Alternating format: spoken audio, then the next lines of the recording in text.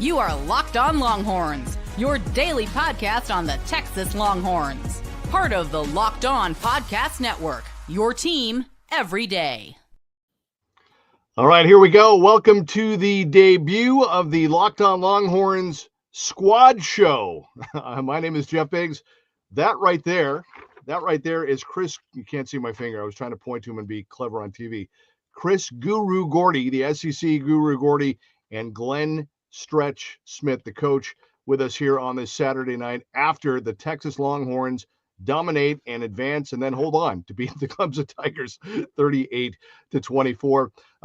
Game Time. Today's episode is brought to you by Game Time. Download the Game Time app, create an account, and use code LOCKEDONCollege for $20 off your first purchase. And coming up on this debut episode of the Squad Show, how did the Texas Longhorns pull it out? What did they have to do to get this win today to advance to the quarterfinals? What about the Texas defense? One of the top defenses in the country. What did they do? What about the Texas running game? And what do we think of the matchup at quarterback? We'll get into all that coming up here. We're going to be with you for an hour. This is a special extended hour squad show tonight to talk about this game. Again, the college football playoffs happening this weekend, and we have the first one tonight in Austin, and the Longhorns get a win. All right, let's start with our opening thoughts on this win. 38-24, Texas gets it done. They beat Clemson.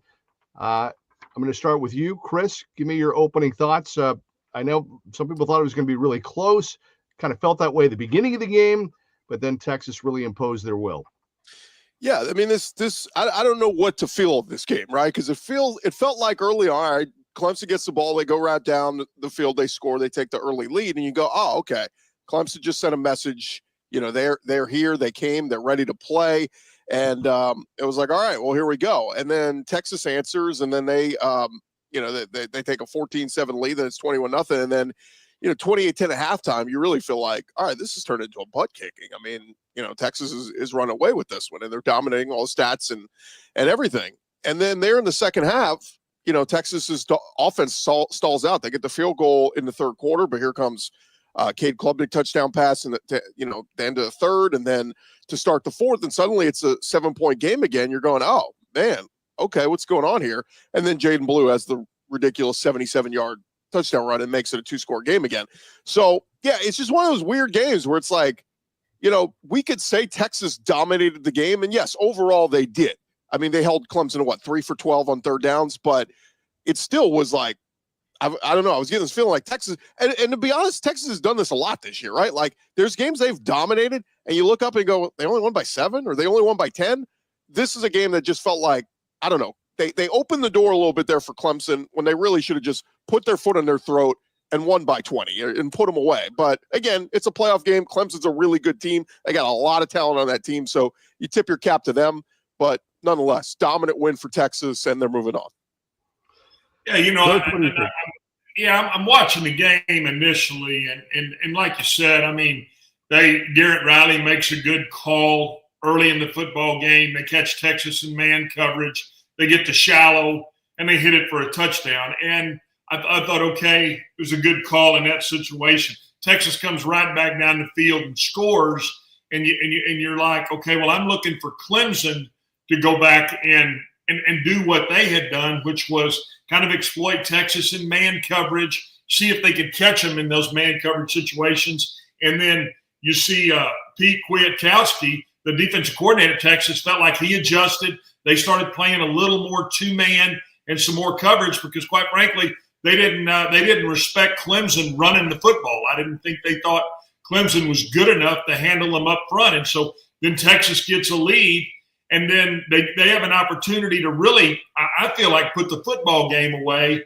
and Ewers can't make a throw on a 5-yard shallow. To me, he's the guy that's very frustrating in this mix. And if you're honest with yourself and you look at the football game as a whole, he's the guy that's created all of this where it feels like Sarkisian at times kind of throws his hands up and then puts Manning in the game under center and has the damn ball split his hands. And you're like, what's going on here? Why are we having to substitute Manning?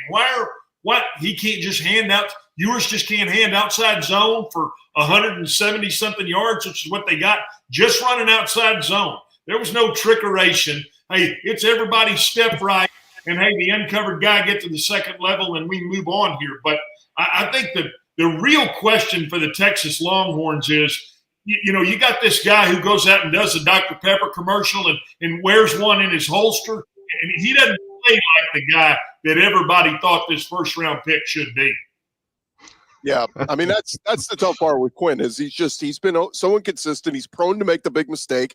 He threw an interception today. I mean, that's just comes with the territory. It's what he does. And look, I understand the packages they have for Arch Manning where they want to get him in. And at times we've seen he uses his legs. Today it was kind of like they wanted to use him a little bit as a decoy. We did see him run a couple times, but I just. Look, if Quinn is the guy, he shouldn't be coming out of the game, period. I mean, it should be him making all the throws. But, yeah, it's been an inconsistency. And every Texas fan I talked to throughout the year had said, we believe this team is special. The run game is dominant. The defense is dominant. Jahdae Barron was fantastic. I mean, all these DBs, I mean, they've been outstanding all year long. But the one thing that Texas fans are concerned about is, can Quinn get them to the promised land? Can he take them where they need to be? And, again, you look at the numbers, guys, and Coach, it doesn't look bad. I mean, 17 of 24 for 202 for a touchdown and a pick. It's not bad, but you're right. It's always that big third down that he can't complete simple throws, and he can't complete them. And you're punting, and suddenly you're like, why are they still in this game? We should be putting this team away. And I think the frustrating thing too is when you watch him, he constantly has that look like a mule looking at a new gate. Always. I mean, he starts the game, and it's like he's fist bumping guys, and then he'll miss a throw, and he'll come off and have a far away look, and you're like, hey, bud, you know what? It's time to grab the bit here and go. And I agree. I mean, if you're just a casual guy looking at the numbers and you think, yeah, well, that's okay. But at the end of the day, when they're going to have to rely on him if they want to have any chance of going any farther in this tournament, and knowing that you can't hit a 5-yard shallow. I'm talking about, I don't give a damn if it's 50 below or it's too hot for the Viet Cong. That ball's got to be right on his face mask every time. And to under or throw it behind him, it was maddening to me. And so if you're a Texas fan, I think this defense is special. I think their offensive line will get after you. I think they got a tight end in Gunnar Helms that not only can he block as an end man on the line of scrimmage, but he can press the field vertically. They've got speed outside. Now they've got Blue back in the backfield. And you look defensively, I mean, they will get after you. Makuba's a great player. I mean, they're loaded, but they've got to have a quarterback who can just make – and I don't want him to be great, but I do want to see him not turn the football over. And then one time in the third quarter, he comes out, instead of throwing the ball away, he just takes a knee for like a 6-yard loss. And it was almost like, but you're in the tournament here. You can't have a brain fart in that situation. Yeah, and look, the run game to me is the key. I mean, and Trey Wisner getting banged up today, that's a little bit concerning because remember, this is a team that lost C.J. Baxter before the season. There were big questions. Jaden Blue was the guy for a while, and then he started fumbleitis. And so then Trey Wisner kind of took over midseason, and he's been the guy ever since. And my God, I mean, a dominant day from him. But Jaden Blue picked up the slack as well. I mean, he finishes with 140 rushing yards. When you can rush as a team for close to 300 rushing yards, you're doing something right. And so to me, that's the formula. Texas moving forward, they're going to get to win this whole enchilada. The thing is the dominant run game, the dominant defense. And again, they don't need to put it all on Quinn Ewers. But to your point, Coach, he's got to make some of those simple throws at times and just be a little bit smarter with the football. Yeah, and I agree with you. The winning formula is to run the football and let him play action off of that. And he can make the throws at times, the intermediate throws, shows you he can lay the ball up deep. But, boy, I'm just telling you, I mean, there's a couple of times in the football game where, and again, I'm just sitting in there, watching the Christmas choo-choo run round and round, but he does some things, and you just go, you just throw the remote up in there and go, what the hell's he doing? And it is. It's frustrating to watch him, and I can guarantee you. I mean, some Longhorn fans are like, and that's why they called for Arch Manning to get in the game some, because he does. He has some, and I don't know how to say it any different than it's just like a brain fart. And then you combine it, and he hits the exacto with giving you that look, that far away, just blank, and you're like, hey, bud. You got about 4 pages on that wristband that you keep reading off. Be smarter in certain situations. Yeah, I want to bring back too. You mentioned Gunnar Helm. I mean, what a find that kid has become. I mean, wasn't he a walk-on or something? I mean, like for him to develop into the weapon he has. I mean, one of the NFL tight end.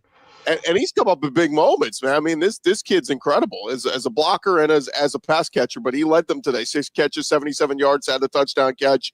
And I've just been so impressed with him. I mean, he has been emerged throughout this year in the SEC as one of the great pass-catching tight ends. I go back to that game against Michigan earlier this year. Felt like he caught every big third down pass and kept the chains moving. And I've just been so impressed with him. So you talk about guys that have emerged. Trey Wisner coming out of nowhere is the featured back, and then Gunnar Helm coming out. And remember, Isaiah Bond, there were questions about him today. He comes out in street clothes, and they're like, well, he's not going. So I just want to tip my cap to Gunnar Helm. I feel like he doesn't get enough credit for the year that he had this year. And always vertical, right? He catches the football, and he is always always falling that way. He is always getting the extra 2. He's getting the extra 3. He understands how to position his pads. Shoulders are over his toes. I mean, he's everything you coach and what you want as far as how he finishes and what he does. So I'm uber impressed with him, and I think Texas does have the talent, but I can't stress enough. I mean, if the quarterback plays like he does, he's got to up his game. If he play, and you can say 17 to 24 and 202, if he can't distribute the football in tight situations, because these games, it's going to get to feel like an NFL game the farther you go into this tournament. It's going to come down to 1 or 2 possessions. It's going to come down to 1 or 2 plays. And your quarterback has to make that play. And so I can't stress it enough. Do I think Muhammad got beat some defensively today? Sure he did. And you know what? Those other guys, they're on scholarship too. They got NIL too. They get paid. So you've got your quarterback at the end of the day, he's got to keep drives alive, and he's got to keep you moving the football down the field. And that's, I'm looking at my notes, and that's what I keep pointing to, because I feel like you had a quarterback in Klubnik who made some throws for you. He made some runs for you. Do I like that? It feels like Garrett Riley wants to run the quarterback draw every time he sees a damn 5-man box? No, I hate that as a coach. But at the end of the day, Klubnik's going to run what he hears in his ear. And you saw him, I thought, play a really good football game. And it goes back, it really reminded me of when he was at Westlake and Ewers was at South Lake, and ultimately Westlake won the football game because Klubnik made a few more throws than Ewers did. Yeah, he's been that. And by the way, I heard Klubnik, talking with a friend who knows one of his family members. I think he said the number was close to 100 tickets he had requested. I mean, every aunt, uncle, cousin, brother, neighbor, best friend, we're all in the stands today for Klubnik. So kind of a cool homecoming for him. Yeah. But, again, that Texas defense, I mean, again, like you look back and go, yeah, they gave up 400 yards, but a lot of that came in the second half, and it just felt at times they can just be so suffocating and take away what you want to do. And what did Klubnik end up with? 5 net rushing yards on 13 rush attempts. So, some of those taken away on sacks, but he, they took that away. I mean, the run game was not there. Phil Maffa, we heard, was not healthy. The shoulder injury was bugging him. He had 2 carries today. I mean, they really, without him, I was like, well, this Clemson run game is not going to be able to do what they want to do. So it was all on Klubnik. And look, on the flip side with Ewers, I was just reading, some notes somebody put out there. So what grade would you give Quinn Ewers today? I see maybe we're being a little too hard. I'm seeing a lot of Texas fans saying I'd give him an A. He did what he was supposed to do. And maybe that's where Texas fans are now. Maybe they're like, this is the best of Quinn Ewers. Like, this is what we're going to get. This is who he is at this point, right? Like, if we're expecting them guys to step up and have a 400-yard, 4-touchdown passing day, I just don't think that's going to happen at this point. Well, and if that's the case, then you better have me grading on the curve because he ain't getting close to an A stretch. I can promise you that. He ain't getting close to an A. I don't give a damn if he sits on the front row every day of class. I'm not giving him an A. Well, I want to ask you, I have a question for both of you when we come back. Quick timeout, a Quinn Ewers question, because I thought we saw something again tonight that, and Chris, you mentioned this at the beginning, that we've seen a lot. And I want to see if, from a coach's standpoint, is it something that you can address or fix with, Arizona State coming up in the Peach Bowl? We'll get into that when we come back. This is the debut edition of the Locked On Longhorns Squad Show. All right, did Rocket Money help you find any subscriptions you forgot about that you were paying for twice? It's like having a personal assistant for your finances. Rocket Money is a personal finance app that helps you find and cancel your unwanted subscriptions, monitors your spending, and helps lower your bills so you can grow your savings. It brings everything together in one place, whether it's subscriptions, your spending habits, or even the goals you want to hit in the upcoming year. Rocket Money has over 5 million users and has saved a total of $500 million in canceled subscriptions, saving members up to $740 a year when using all of the app's premium features. For me, one of the best features is the subscription tracker. You can use it to cancel services that you're not using, and you can save a ton. Plus, with their goals feature, you can automatically set aside money for the future. No more stressing about budgeting every month, right? Every penny counts. So cancel your unwanted subscriptions and reach your financial goals faster with Rocket Money. Go to rocketmoney.com/lockedon today. That's rocketmoney.com/lockedon. rocketmoney.com/lockedon. All right, guys, so I'm going to throw this out to both of you. So we talked about this at the beginning. Clemson comes out, has a nice long drive, 12 play, 75 yards, 6:46. They score. You're thinking, okay, we're going to have a game. Texas comes back, scores. Texas ended up with 3 straight touchdown drives after that opening drive. One up 21-7, up big at the half. And the big question was, okay, you're up at halftime. How is this Longhorns team going to respond coming out, getting the ball first? And can they put the game away? Well, they got a field goal on that opening drive, but as you said, Chris, kind of open the door and let Clemson get back into it, and ultimately down to a 1-possession game before that big run by Jaden Blue. This has been kind of a theme with this Texas team. It's, for lack of a better description, just not 4 full quarters. They have a couple quarters, really awesome quarters every game where they just look like, a top 3 team. But then there's those, little glitches in between that. And for Ewers, to your point, Coach, I thought, okay, man, this is your Quinn Ewers. You're going up against a guy that beat you in the state championship. I mean, who we can only imagine how big of a game this was for both Ewers and Caleb personally, getting to face off each other head to head in the first playoff game, right? So, I mean, if you don't get juiced up for that, I don't know what what you can get jacked up for. And you have a chance to come out of the locker room to just put the dagger in and put the game away. And it was just the opposite. And we've seen that multiple times. I don't know. Is that something you can fix? Is that something they'll bring up during the meetings this week? I think the thing I want to go back to is just looking at this, and let's kind of.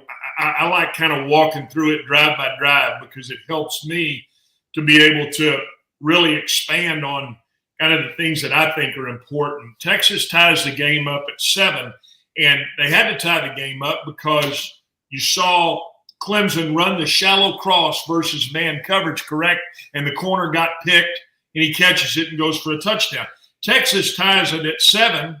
Then they go up 14-7, and then Klubnik comes back, and on third down again, they tried to run the shallow. Well, this time, the Texas defensive lineman bats the football in the air and makes the interception. So initially, if you're just analytically looking at the football game, you got to give Kwiatkowski a lot of credit, because at the end of the football game, on the last fourth down, guess what Clemson tried to run? Shallow. And the safety comes and blows it up. So it was a one-time, hey, you got me. One time you ran the shallow, you got me on man. 2 and 3 and 4 times when you tried to go back to it, you didn't get me. And so that's where I give the Texas defense the most credit, was them making the adjustment and being able to get the stops. Now, guess what it goes back to? Now it goes back to the fact that Dabo goes and hires Garrett Riley right away from TCU after they go to the national championship, and he says, hey, I want to bring that in here. And you got to give him some credit, because then he adjusted, and you saw him throwing those slot fades where they were able to go down and score. And then I thought Texas readjusted to playing the fade down there on the fourth down. So I think there's some more, to me, to the football game that was interesting from an analytical standpoint. And I think that's why ultimately I'm like, both offensive coordinators I thought did a heck of a job. Both defensive coordinators did a heck of a job. It's just comes down to executing in those situations. Yeah, if we talk about the whole game, and, like if you could boil the whole game down to one play, to me, was that the fourth down stop for Texas. Because there's about 7.5 minutes to go, guys. And, it's a 14-point game. If Clemson punches that in, it's back to a 7-point game. And who knows? I mean, if Texas goes 3 and out and they got to give the ball back to Clemson, we might be playing overtime right now. So, yeah, I thought that was just huge. And Texas has had some of those moments this year where they've come up. I mean, the A&M game, remember? Yeah. A couple of those big goal line stands. So, the Texas defense, I think it's just hard. Like, gone are the days of the old Alabama defenses that just, completely stuff you and hold you to, 150 total yards. This day and age of defense, if you're making big plays and big moments, the yardage I don't care about, right? I mean, you can have 20s. You can have the junk yards late in the game if I'm blowing you out, whatever. So, but to me, that was the play of the game. And you think of what Clemson does. I mean, they got a great drive. They're getting down there. They get a 1st and goal at the 5. It's a Klubnik incomplete pass. Klubnik then runs for 4 yards. So it's a 2nd and goal, or rather, it's going to be a 3rd and goal at the 1. They take a timeout, and then they come out, and it's Kate Klubnik runs for no gain, and then they give it to Keith Adams. I mean, it's like, well, get a little creative here, man. Like, they know what's coming here. Do something different. Well, and I agree with you. I thought that was kind of the drive of the game. 2nd down, they try to. And as a coach, I'm telling you, the one thing that frustrates me more than anything in the world is, and every once in a while, do you need to get a defense to play sharp, running a quarterback draw or a quarterback power or a quarterback counter? But when that's what you're trying to hang your hat on, you're going to have a hard time in today's NFL, unless you've got Josh Allen or you got one of these quarterbacks who's a damn man back there, who's a running back, right? And so, yeah, they get it on 2nd down and they run quarterback draw. He gets stuffed. 3rd down, they run quarterback power. He gets stuffed. 4th down, they go in a full house backfield and try to run ISO against a bare front, and they get stoned. So you're right. I mean, that was a big drive. I think I go back and point to, though, they get the ball back, and I liked it when it was 4th and 6 right there at midfield on that last drive, and Texas comes up and stones them running that shallow. So I'm gonna continue to say that even though Texas gave up yards defensively, they got critical stops and they put their offense in position to be successful. And if you're going to go win a national championship, you're going to have to get critical stops. And guess what the quarterback has to do? Make a couple of critical plays for you. Yeah. Go ahead, Jeff.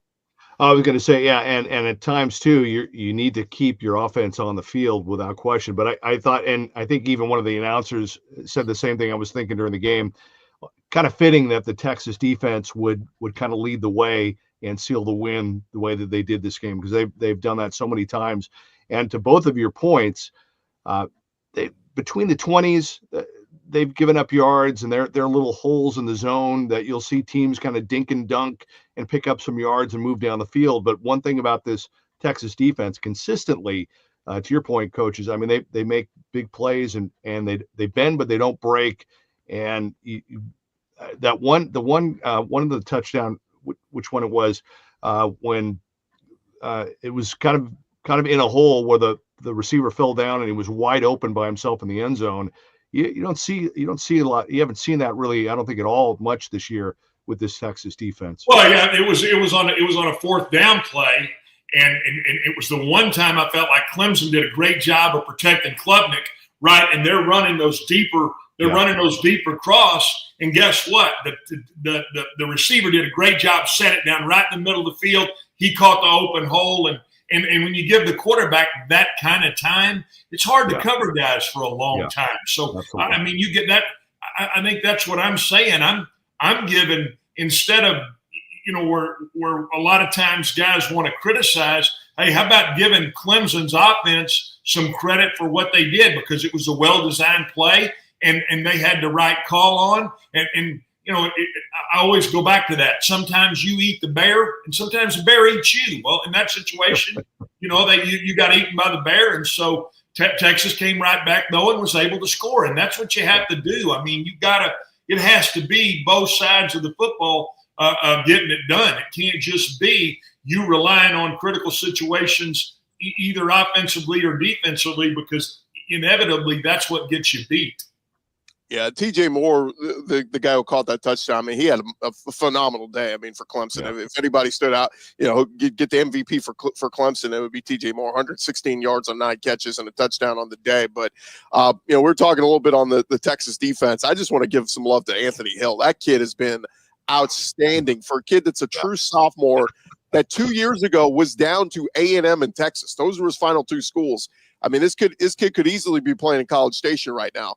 But he came to Austin, and what he's been doing for that team, led him in tackles tonight, was making all these All-American teams and all this. He's just so advanced. I mean, like, you watch pre-snap, he's diagnosing the plays. He knows where the ball's going. He's calling it out to the other defenders, and I'm like, God, this kid's a sophomore. Like, what's he going to be next year down the road for Texas? So number 0, he's been outstanding for them all year long. And I had to give him some love for what he's been doing. But even, the young Colin Simmons, he comes up with the big play today with the interception. I mean, like, it's been young dudes. They got the seniors have been awesome. I mean, all the guys that they've honored on senior day, and they've been, you got the Thorpe Award winner and all that. But some of these young backers, man, if you're a Texas fan, you're excited about the here and now, but you got to be super jacked about the future with some of these young dudes.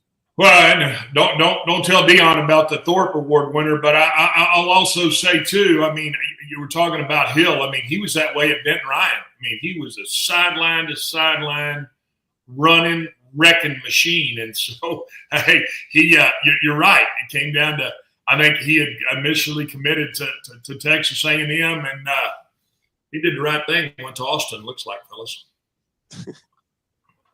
All right. Go ahead, Jeff. No, go ahead.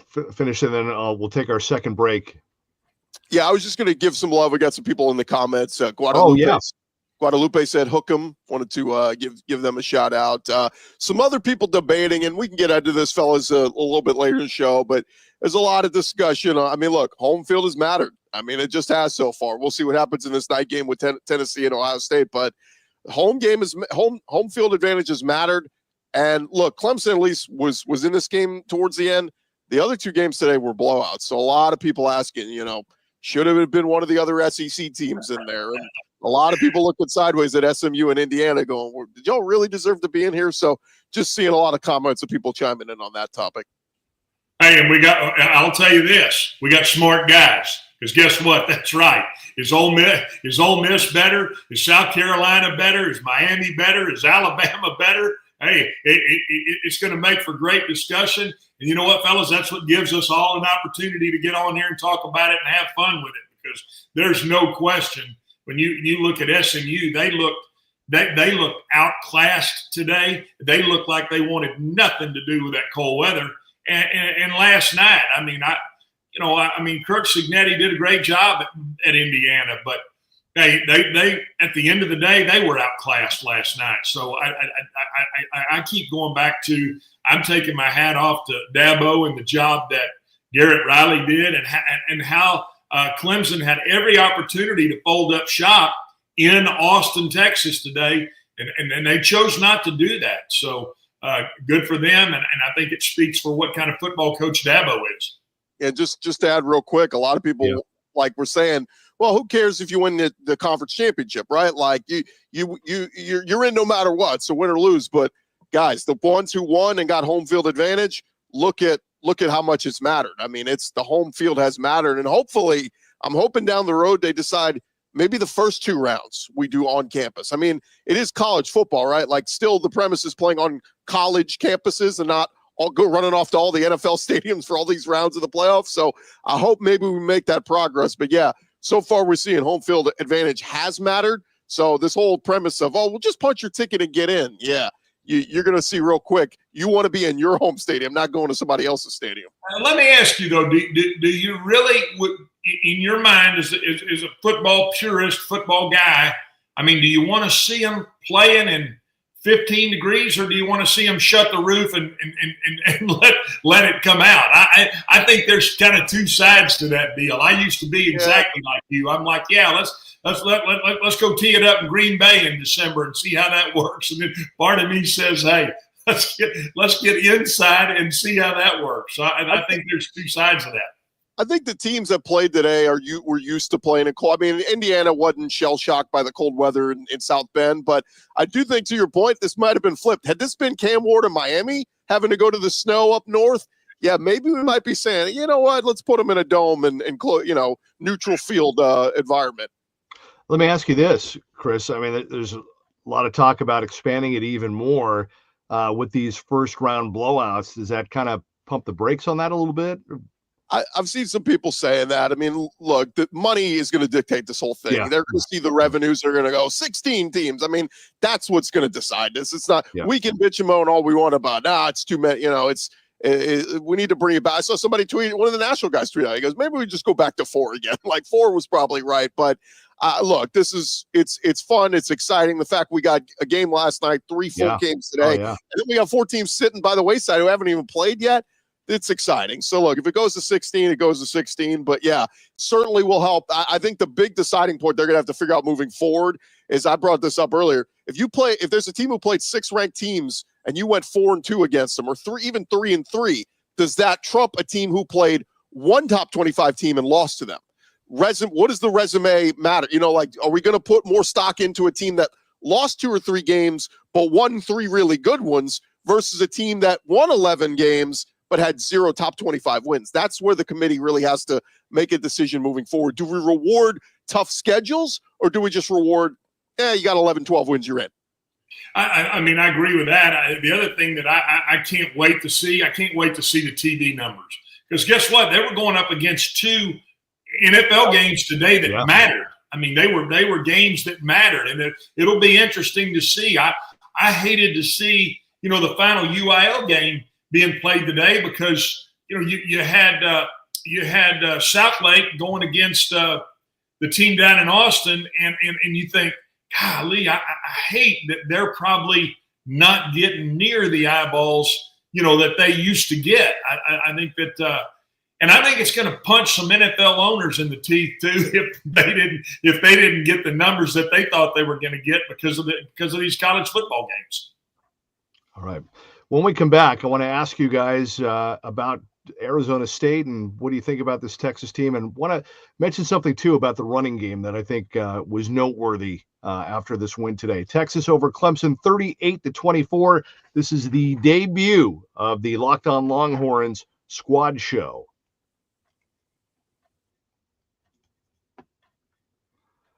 All right, I want to let you know about Game Time. It is focused on togetherness right now during the holiday season.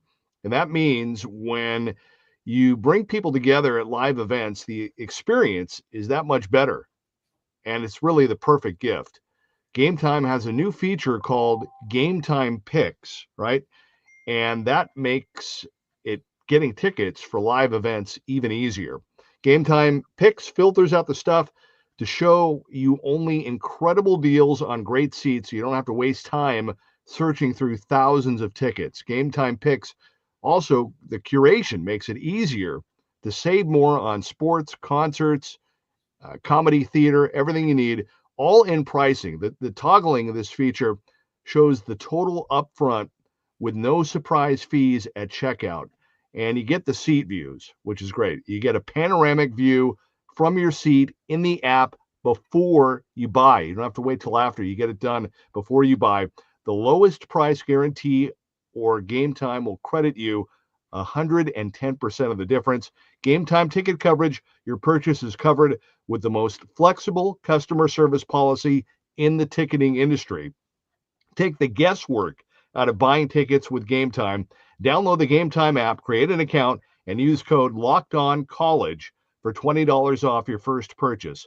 Terms apply. Again, create an account and redeem Locked On College for $20 off. Download Game Time today. What time is it? Game time. All right, Jeff Biggs and the coach, Glenn Stretch Smith, back with you on the Locked On Longhorns podcast squad show, our debut edition. And the good news is we're going to be with you again on New Year's Day, New Year's afternoon, after Texas takes on Arizona State in the Peach Bowl. Coach, we were talking kind of the beginning and the fact that not only did the Texas defense really make sure, not only did the Texas defense seal the win and they handled the business and made sure that the Longhorns got the win, but also you got to give it up for the running game and the way that Texas was able to run the ball. And what really stood out to me was, as we watched this game play out, you got a sense that, okay, Sark realized, you know what, I'm not going to have Quinn Ewers carry this load. We've got, one of the best O-lines in the country. We're going to run the football. We're going to impose our will, and we're going to dominate that. And I thought it was interesting. I caught a little snippet of Sark's post-game interview before we were getting ready here, Coach, and he kind of joked about it. But, sometimes when you joke, there's truth. And he kind of joked. He's like, well, it was on me because I committed to the run, and I know I haven't done that always in the past, but I committed to it. So he's kind of admitting that probably they should stick with the run a little bit more than they do or they have done at times, but it paid off today for sure. Yeah, I think, a successful running game in any situation I've ever been in, when I was with the Cowboys, when I was at Northern Illinois, we led the nation in rushing, the back named LaShawn Johnson. I mean, you have to commit to it. You have to be not afraid to call it in any situation. You saw early in the football game, I think it was 3rd and 8 or 9, and he called a draw, and they picked up the first down. So it's being committed to it, it's calling it, and then it's your players having confidence that, you know what, we're in 3rd and 6 or 7 here.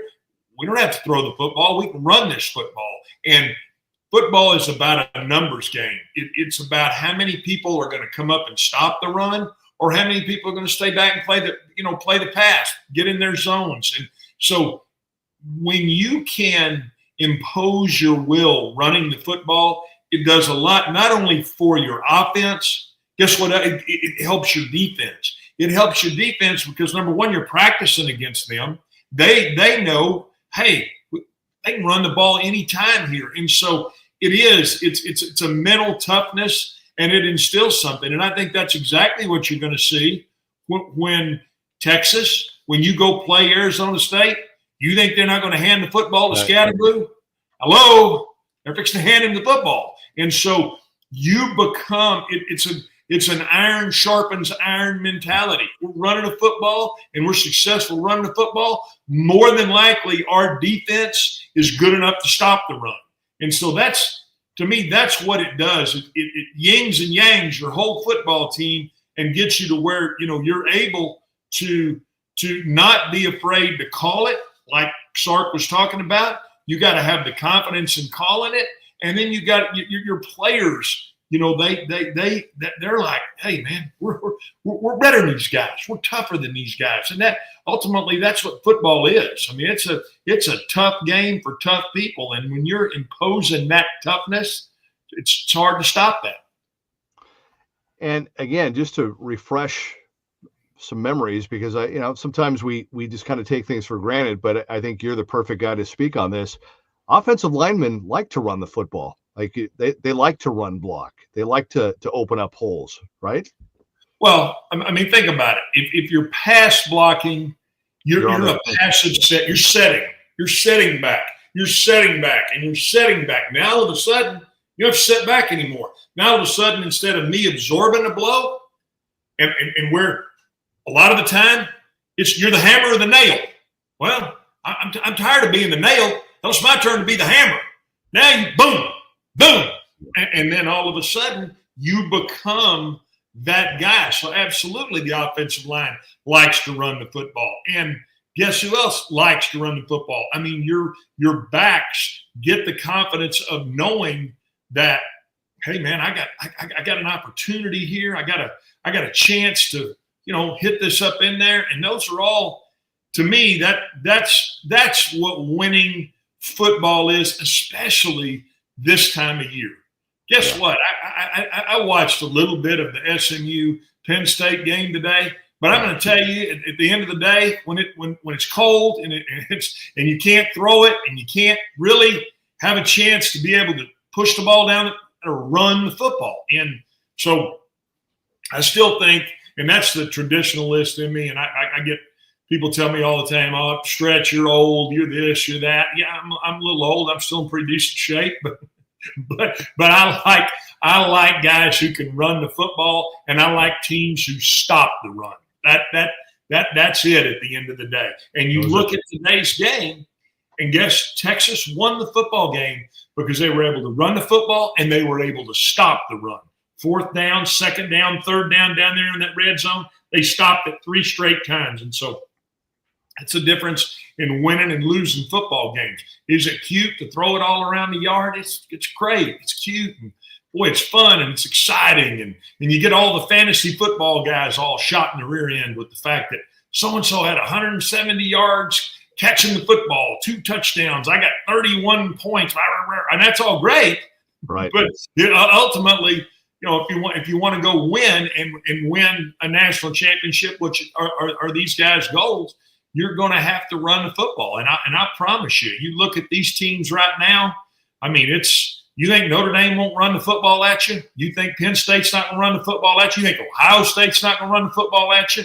And we're talking about teams that are playing right now. Think about next week. I mean, you think Boise State is not going to run the football with Giante? You think that Scadaboo's not going to run it for Arizona State? So, yeah, I mean, I'm being long-winded here, Jeff. You're used to that because of the Dallas stuff that we do. But, yeah, I think got to run the damn ball to win. Yeah, absolutely. And your point about stopping the run, those are the 2 keys. That's the heart and soul right there. And what I've been impressed watching this Longhorns team is, like, you have to go by the season. The season plays out, and you take it one game at a time, all those cliches, but it really is true. And you've seen Jaden Blue in his role, and he had the 4 fumbles and kind of took a back seat. You've seen Trey Wisner emerge, and it looked like, I mean, he was on the bike most of the second half. So hopefully, I'm assuming that even though he didn't get back in there, that with the extra time off before the New Year's Day game against Arizona State, that he'll be back. We don't know for sure. We'll see.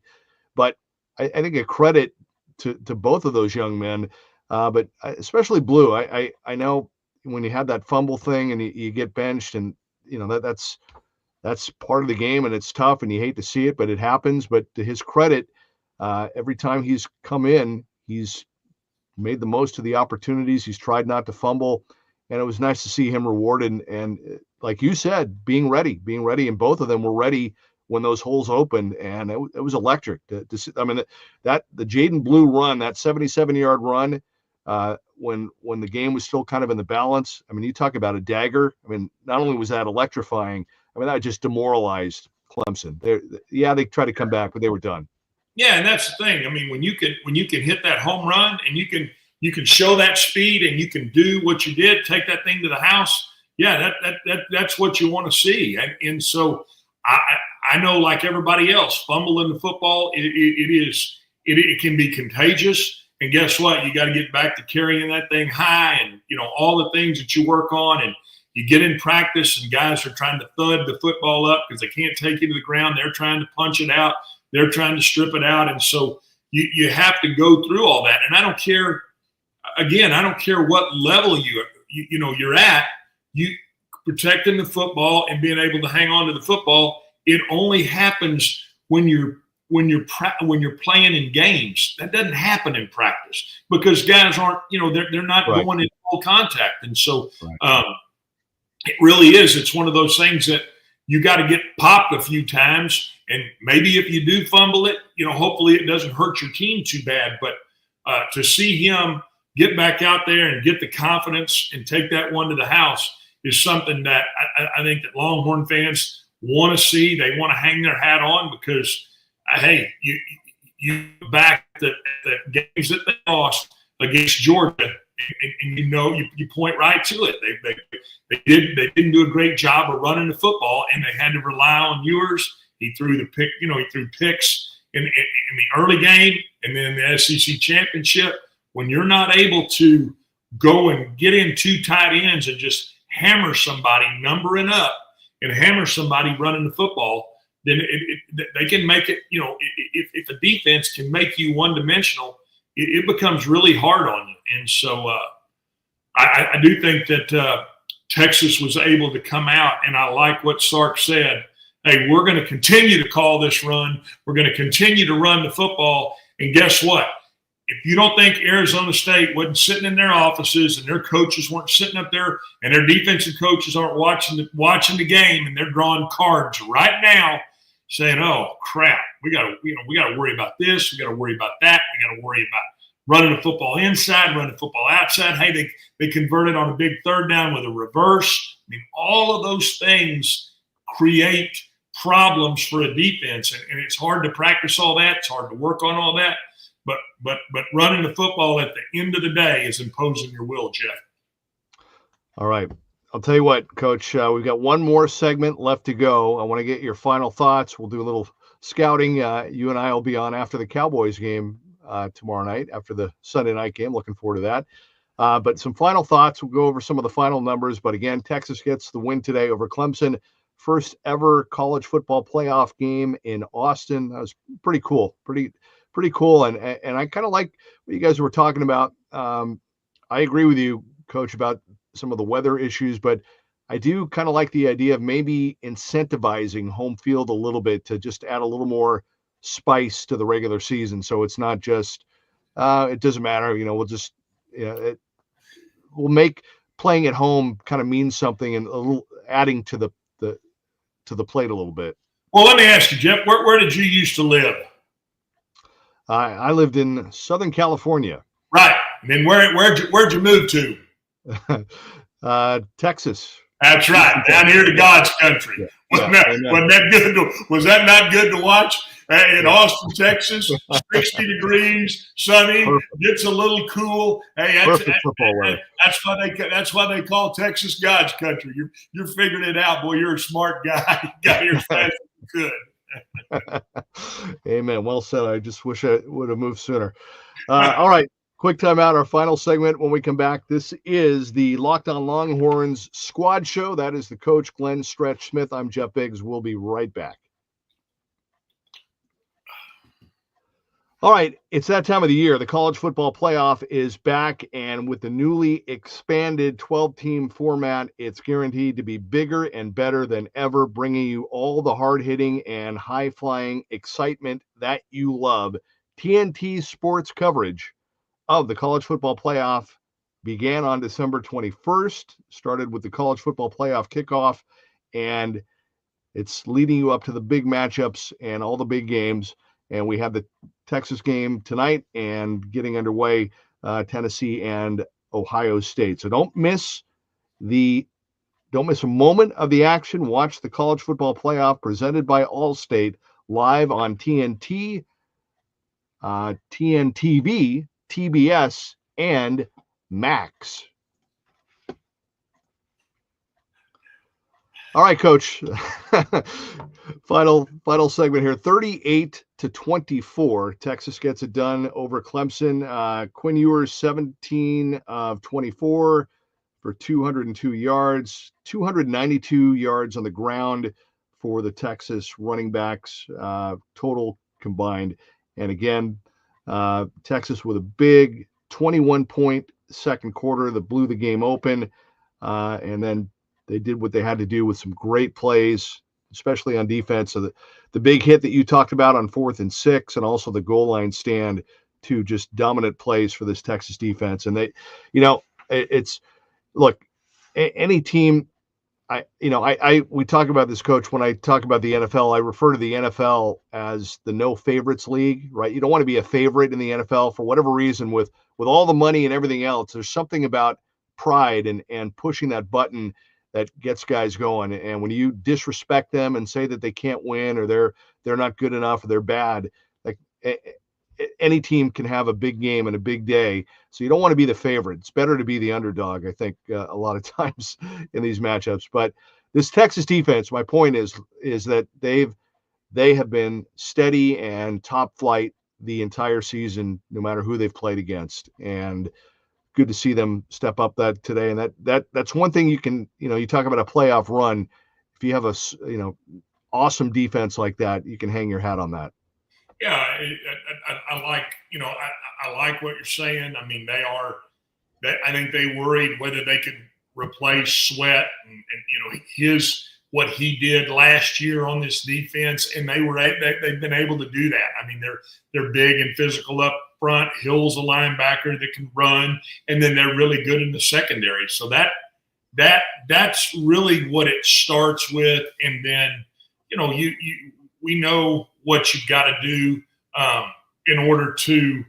We've talked about it this entire podcast. I mean, what you have to do to in my mind, to win. I mean, when you look at Jaden Blue, 14 carries for 146 yards. I don't like to sit here and go over stats, but when the last I checked, my degree's at Texas, that's about 10 yards carry the last I checked. So when you're averaging that kind of yards for every time you touch the football, to me, that speaks volumes to everybody. So I do think when you see how they've gone about what they've done throughout the year, and I'm saying, Texas at times has been Ewers has been frustrating with what he's done, and I was certainly frustrated getting on this podcast at the beginning, because I'm like, God, you gotta, you're the guy. They're expecting you to do that. You're the damn Dr. Pepper commercial. Just put that 4-yard shallow right on his face mask. And, if Texas is going to get it done, he has to step his game up. And again, 17 for 24, whatever he was, that's all fine and dandy. But at the end of the day, Jeff, he's got to play better. And I'll bet you that he will tell you that. He'll tell you, if we're going to go to the place that we want to go to, which is to win another national championship, I've got to play better. Guess what? Last time Texas won a national championship, who was playing his butt off? Vince Young. So let me a coaching question. I mean this sincerely. So you're on the staff. You're with Sark and the staff. You play a game like you do tonight, but you have to get ready. You got another game coming up. You've advanced. You're moving on. How much do you point out and kind of nitpick some of the things that we've been talking about before you move on? I mean, is there some teachable moments in here if you're Stark with Ewers? Oh, absolutely. You're going to go. I mean, you're going to come in tomorrow, and that's what you're going to do. You're going to go over this film, and you're going to, we're going to put this thing. We're going to, for lack of a better term, we're going to put this thing to bed. We're going to enjoy it tonight. I'm sure there'll be plenty of guys out drinking some frescas down there on 6th Street, and then they're going to come in and meet tomorrow and go over it. But absolutely. I think you've got to, and you have to, as a coach, you have to be critical too, because you point to a few things as a coach, and you say, was I really doing what I needed to do, putting Arch Manning in the game here? Was I smart lining up in a full house backfield down there on fourth down? Yeah, we got by one time handing a fullback pop, and then we came back later in the game at midfield, handed the fullback pop again, and guess what? It backfired on us. So you look at all of those things, and you try to say, what are we going to do to continue to get better? Football, and I was taught this really young when I got to the Cowboys, is that, it's important to keep the arrow going up, because never is the arrow flat. I don't care whether we're talking about evaluating a player or whether we're talking about how we're playing as an offense, how we're playing as a defense, how we're playing on special team. It's never flat. You're either getting a little bit worse or you're getting a little better. And so that's what you want to do. You want to accentuate the positives, talk to your team about what we're getting better at. And what they're getting better at is, number one, being able to run the football. You're pointing to your tight end, and you're pointing to everything, to me, that led to how good your offense played. And then you're pointing defensively, and you're saying, look at what we did here. We're going to put this thing to bed, and then we're probably going to come back on Tuesday, and we might come back late Tuesday, let guys, have a little Christmas break, whatever that is. But, hey, at the end of the day, football runs through the holidays, and everybody knows that. So I look for this team to go right back to work and achieving what they would like to do, which is go to Atlanta, and beat Arizona State. And then guess what? They get to come back to AT&T Stadium playing a Cotton Bowl. I mean, to me, that's like another home game for the Longhorns. That's the other thing you're pointing to. Hey, guys, we're going to go over here to Atlanta. We're going to take care of business, because guess what? We get to come right back and play at AT&T. A lot of motivation there, too, I think, on a couple of fronts. Obviously, they want to win, number one. But number two, chance to go back to Atlanta, kind of get a bad taste out of their mouths from experiences there. And, an opportunity, I'm sure, for Quinn to want to have a better finish to a game, even though they got the win tonight.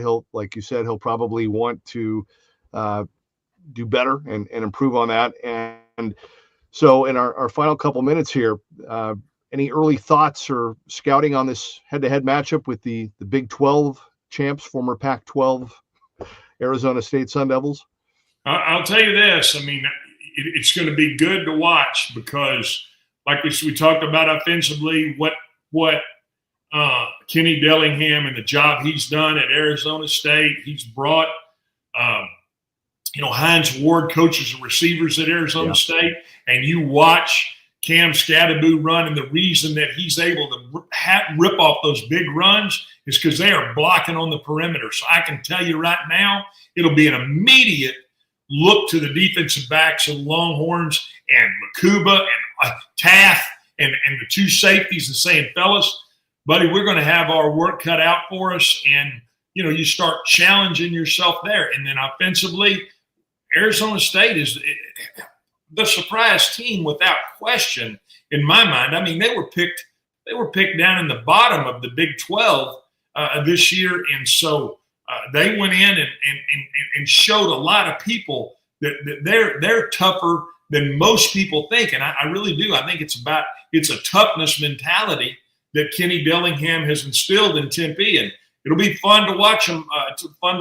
Now get to play against the Longhorns, and I'm sure that's what he's pointing to too. He's saying, "Hey, fellas, this is our opportunity to step on the great stage and go to the Peach Bowl and see if we can accomplish something that hadn't been accomplished here." And so, hey, it's going to make for a great matchup. I think you look at these initial early matchups and you say, boy, this one could be as good as any of the four games that could be out there. It looks like Ohio State's, got a 14-0 lead here as we're talking, but in a second round matchup, it's going to be a heck of a second round matchup. All right. Well, we look forward to that, but a good win today for Texas, no doubt. Some things that we picked on, but also a lot of highlights that we noted, and I think we hit on all of them. 38-24, Texas gets it done. Historic day. I mean, Coach, I think we're pretty similar in age. We're not old, but we're similar, and we've been just the idea of a playoff. It seemed like it took forever to get playoffs in college football, and then we got the 4.